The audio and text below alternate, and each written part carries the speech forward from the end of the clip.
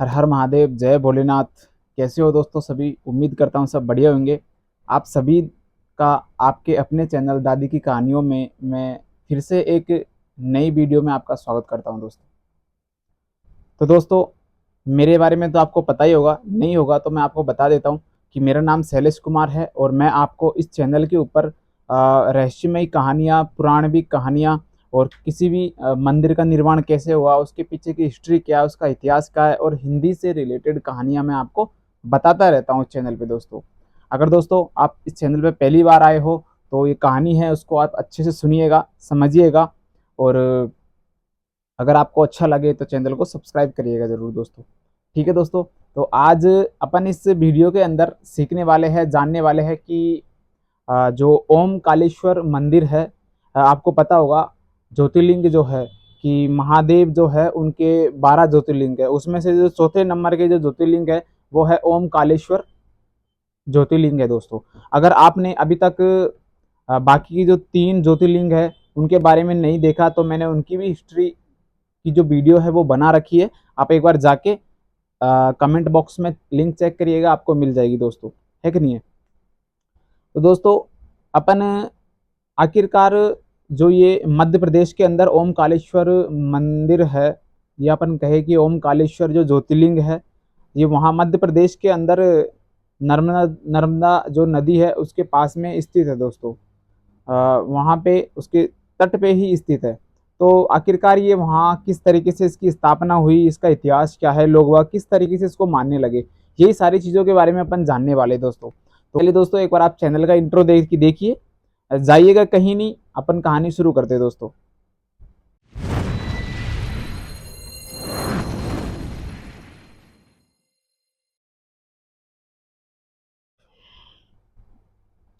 तो दोस्तों, कहानी शुरू करने से पहले एक बार प्रभु का नाम लेते हैं, हर हर महादेव, जय भोलेनाथ।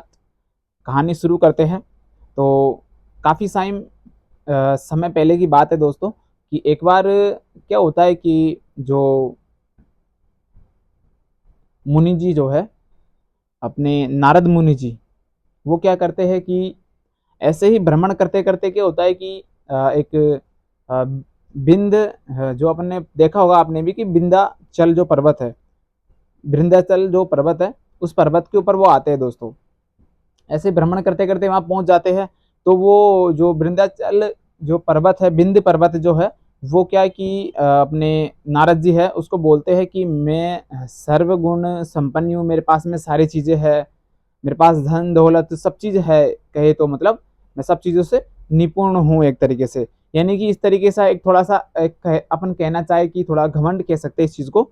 ये चीज उसके अंदर थी, मतलब वैसे प्रभु है उसका नाम अपनी जगह है, लेकिन एक मैं आपको कहानी के माध्यम से बताने की कोशिश कर रहा हूँ। अगर कहानी में कोई मेरे से अपशब्द भूल जाए या कोई गलती हो जाए तो दोस्तों आप मुझे कमेंट करके ज़रूर बताइएगा कि शैलेश आप यहाँ गलती कर रहे हो यार, ये चीज़ें गलत है, ये इस तरीके से बोलना चाहिए था। इन चीज़ों के बारे में मुझे आप कमेंट करके ज़रूर बताइएगा, मैं अपनी गलतियों को ज़रूर ठीक करूँगा दोस्तों। ठीक है, तो अपन चलते हैं कि जो नारद मुनि जी जो है, तो उन्होंने क्या किया कि वो बिंद पर्वत जो है वहाँ चले गए। अब वहाँ गए तो वहाँ जाने के बाद में उनके क्या हुआ कि उन्होंने जो बिंद पर्वत है उन्होंने उनसे वार्तालाप की। तो उन्होंने बोला कि मैं क्या हूँ, निपुण हूँ हर चीज़ के अंदर। तो उन्होंने बोला कि ठीक है, आप निपुण हो, मैंने नहीं बोला आपको, लेकिन आप में एक कमी है, आपके पास में एक चीज़ नहीं है कि आप जो सुमेरु पर्वत है, पास में ही एक सुमेरु पर्वत था, कि जो सुमेरु पर्वत है आप उस आपकी जो ऊंचाई है उस सुमेरु पर्वत से ऊंची नहीं है। यानी कि सुमेरु पर्वत की जो ऊंचाई है वो काफी ऊंची है, तो वो देवी देवताओं के लिए भी प्रसिद्ध है सुमेरु पर्वत। तो आप उस कहे तो मतलब एक लंबाई के मुताबिक आप क्या हो, कम हो सुमेरु पर्वत से, सुमेरु पर्वत की मान्यता ज्यादा है आपसे। तो ये चीज उन्होंने प्राप्त की, ये चीज उन्होंने सोचा, तो वो काफी एकदम मतलब विचार में सोचने लगे लाइफ के बारे में कि मैं मतलब अपने आप को गिल्टी फील महसूस करने लगे दोस्तों। तो क्या हुआ कि अब उन्होंने जो बिंद पर्वत थे, उन्होंने क्या किया कि वहां पे जैसे नारद जी गए, नारद जी जाने के बाद में उन्होंने एक अपनी खुद की ही शिवलिंग का निर्माण किया और वो प्रभु जो महादेव है उनकी भक्ति करना शुरू कर दी उन्होंने, मतलब तो उन्होंने 6 मंथ लगातार क्या की भक्ति करी दोस्तों, प्रभु की मतलब आराधना की, उनको याद किया प्रभु को। तो 6 मंथ बाद में जैसे ही प्रभु को के दर्शन हुए, मतलब उन्होंने वहाँ पे आदेश दिया, खुश हुए, वो आए वहाँ पे। तो जैसे ही वो वहाँ पे आए, दर्शन दिए, तो उन्होंने बोला कि आप बताइए कि क्या चाहिए आपको, मांगिए आपको क्या चाहिए।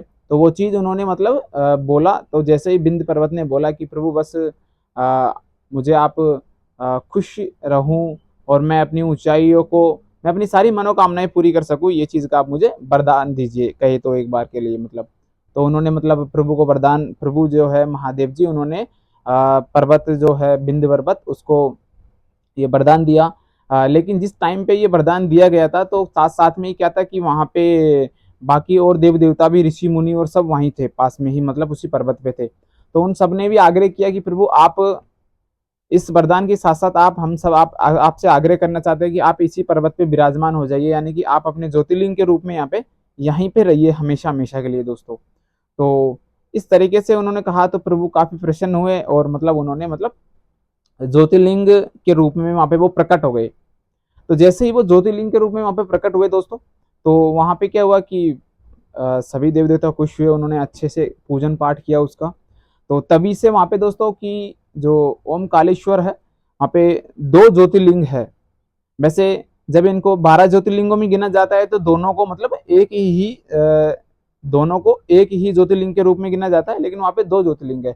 यानी कि जो पहली जो है मतलब शिवलिंग जो है वो मतलब ओमकालेश्वर के नाम से, ओमकारेश्वर के नाम से जानी गई, मानी गई, जानने लगे लोग वक्त। जो प्रभु मतलब महादेव जी थे, जो उनकी ज्योतिर्लिंग थी ना, वो प्रकट हुए थे, वो वाली ज्योतिर्लिंग थी।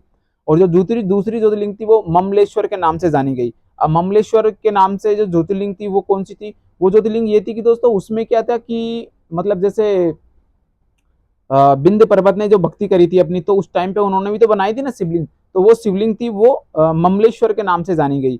और जो दूसरी ज्योतिर्लिंग थी, वो ओमकारेश्वर के नाम से जानी गई। तो ओमकारेश्वर और ममलेश्वर, दो वहां पे ज्योतिर्लिंग स्थित है, मतलब दो वहां पे अपन कह सकते हैं कि पिंड है, तो वो स्थित है, विराजमान है वहां पे।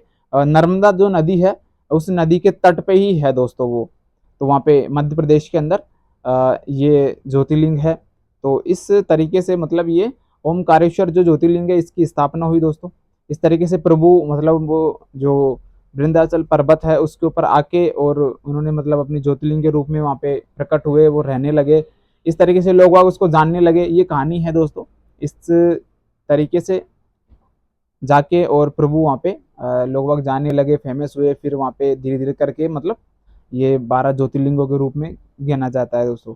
वैसे जो नर्मदा जो नदी है, उसकी उत्पत्ति जो हुई थी, वो मतलब महादेव जी है, उनके पसीने से ही उनकी उत्पत्ति हुई थी दोस्तों। तो जैसे ही उनकी मतलब उत्पत्ति हुई, तो जो महादेव जी है, उन्हें मतलब अपनी पुत्री की तरह मानते हैं। तो मतलब प्रिय है, यानी कि जो भी कोई इंसान या पुरुष महिला उस नर्मदा जो नदी है उसके अंदर नहाते हैं, स्नान करते हैं, तो उनके मतलब सारे रोग धोखे, वो कष्ट दूर हो जाते हैं दोस्तों। और वहाँ पे सारी मनोकामना भी पूर्ण होती है दोस्तों, जल्दी से जल्दी। तो जाके एक बार आप जाके आइएगा। काफ़ी अच्छा बताया जाता है कि काफ़ी अच्छी चीज़ें वहाँ पे देखने के लिए। और वो मतलब पहाड़ी के ऊपर है, तो और भी अच्छे प्रभु के दर्शन होते हैं। और मतलब जो वो पहाड़ी है, वो इस तरीके से है कि वो एक ओम के आकार में है दोस्तों। तो उसके चारों तरफ क्या है कि मतलब नदी, जो नर्मदा नदी है, वो क्या है कि कहे तो अपन मतलब राउंड मार रही है, मतलब ऐसे चक्र मार के आती है दोस्तों वहाँ पे। तो इस तरीके से मतलब उसको ओमकारेश्वर के नाम से वो शिवलिंग जो है वहाँ पे, ज्योतिर्लिंग है, वो प्रसिद्ध हुई दोस्तों। तो ये कहानी थी दोस्तों, ये इतिहास था। इस तरीके से ओमकारेश्वर ज्योतिर्लिंग की स्थापना हुई। आपको कहानी कैसी लगी दोस्तों, एक बार मुझे आप कमेंट करके ज़रूर बताइएगा।